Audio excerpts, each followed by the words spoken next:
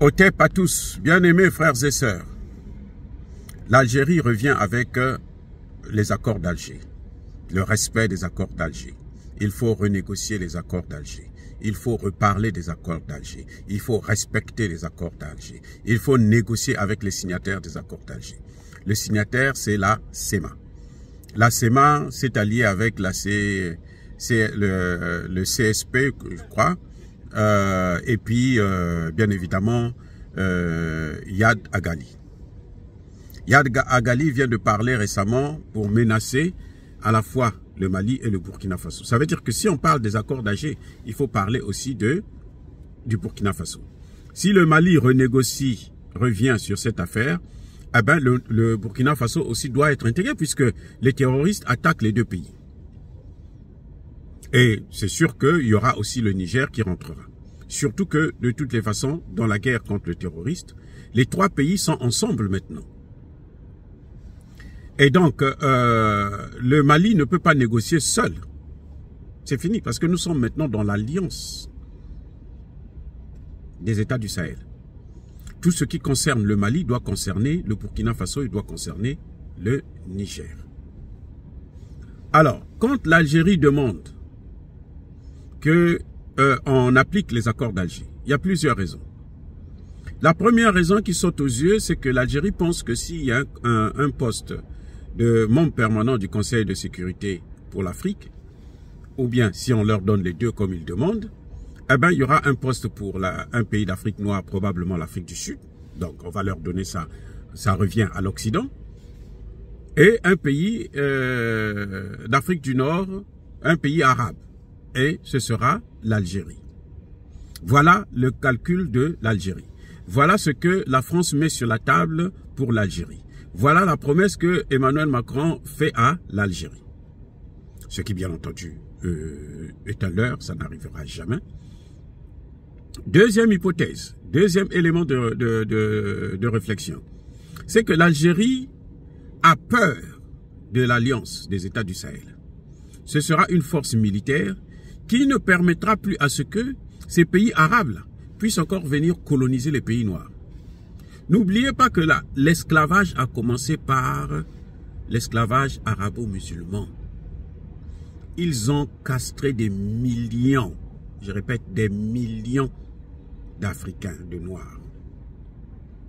Ces Arabes que vous voyez là. Les Arabes ont toujours pris les Noirs pour leurs esclaves. L'esclavage des Arabes a duré 1400 ans. C'est après que les Européens vont doubler les Arabes et puis maintenant, eux, ils vont prendre le relais. Donc, ces Arabes-là, ils nous ont tellement torturés. Et ça, c'est la vérité. C'est pas question de diviser, ce sont des faits. Nous devrons toujours revenir sur notre histoire. La relation que nous avons eue avec ces pays arabes, c'est une relation qui a toujours été tumultueuse. C'est une relation toujours de maître à esclave. C'est pour ça que je suis surpris quand je vois les pays africains courir en Arabie Saoudite pour aller... Mais qui a financé la guerre en Libye? C'est bien l'Arabie Saoudite et le Qatar. Donc comment vous pensez que ces pays-là peuvent aujourd'hui venir nous donner des leçons pour nous montrer comment il faut se comporter, pour nous donner, apporter la paix et le développement? Ça n'a aucun sens. Les pays africains doivent prendre leurs responsabilités. L'Algérie n'a pas défendu la Libye. Aujourd'hui, voilà le chaos qu'il y a. Et ce que l'Algérie oublie, c'est que si le Mali est occupé, le nord du Mali est occupé, si les Occidentaux mettent leur base là-bas, la première victime sera qui? Mais ça va être l'Algérie. C'est-à-dire que je comprends pas où ce vieux-là, qui est à la tête de l'Algérie, il est sénile. Ah oui, il est sénile. Il sait que la déstabilisation du Sahel, la finalité, c'est aussi occuper le nord de l'Afrique. Les pays du nord, là, Algérie, Tunisie, Maroc, là, ils vont tous être massacrés. Donc, je ne comprends pas pourquoi l'Algérie insiste pour que bon, les Français puissent prendre encore la main au Mali. J'espère que Assimi Goïta ne va pas écouter, ne serait-ce que écouter ces bêtises. C'est une folie. Négocier encore avec les gardes de la SEMA, c'est demander au terrorisme de revenir. Oui, vous allez me dire que c'est pas fini, continuez à attaquer. Mais quand ils attaquent, ils trouvent garçon devant eux. On sait ça maintenant. L'Algérie le sait.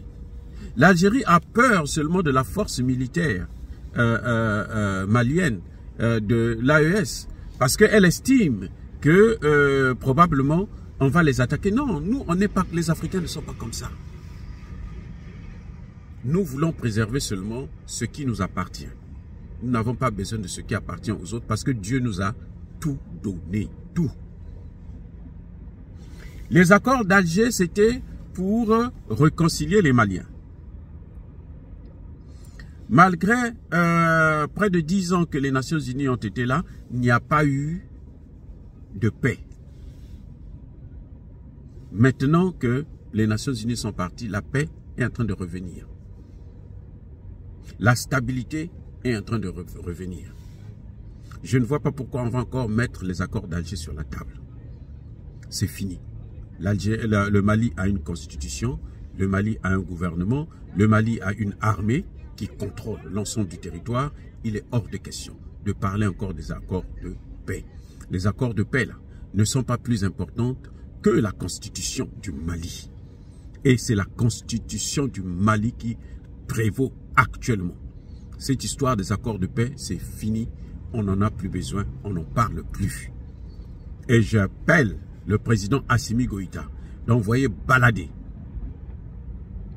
le gouvernement algérien. S'ils veulent faire la guerre eux aussi pour la France, ils n'ont qu'à la faire. Ils n'ont qu'à s'occuper d'abord des documents que la France a pris en Algérie pour réécrire leur histoire. Au lieu de s'occuper des problèmes du Mali. Nous, c'est fini, le Mali, c'est fini. Nous, ce qui compte aujourd'hui, c'est que ces pays-là, de l'AES, puissent aller très vite vers la création d'une nouvelle monnaie. C'est ça que nous cherchons. Dès qu'ils arrivent à ce point-là, c'est fini. On n'a plus besoin ni de l'Algérie, ni de qui que ce soit. On va coopérer en tant qu'État civilisé. Et puis c'est tout. Ceux qui ne nous respectent pas, ne respectent pas nos intérêts, on les envoie balader. Dire cela, c'est inciter à la haine ou à la violence. Non. On ne peut pas négocier avec les terroristes. C'est pas moi qui l'ai dit. C'est George Bush qui a sorti ça pour la première fois quand l'Amérique a été attaquée. On ne négocie pas avec les terroristes. Maintenant, la SEMA a préféré prendre des armes. Alors, c'est fini maintenant. C'est un groupe armé. Ils n'ont qu'à continuer à prendre des armes. Le Kidal, la région de Kidal est libérée. Il n'y a plus de négociation. La région est libérée. Maintenant, on est en train de mettre une administration. On disait qu'il n'y avait pas d'administration. Le gouverneur est rentré. Un général de l'armée malienne est rentré. Et c'est un arabe, un Touareg. Donc, il n'y a pas maintenant de problème. Ceux qui veulent rentrer chez eux dans les rangs, comme tout Malien, ils n'ont qu'à rentrer.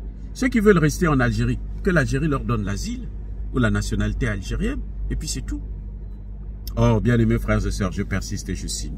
Soyez bénis, abondamment bénis par le Dieu des Kémites et par nos ancêtres angelisés. Mais que tous ceux qui persécutent le continent africain le pillent et le déstabilisent. Qu'ils soient maudits, punis, foudroyés, neutralisés, écrasés, effacés par ce Dieu des Kémites et par nos ancêtres angélisés. Vive l'Afrique éternelle, j'ai dit et j'assume.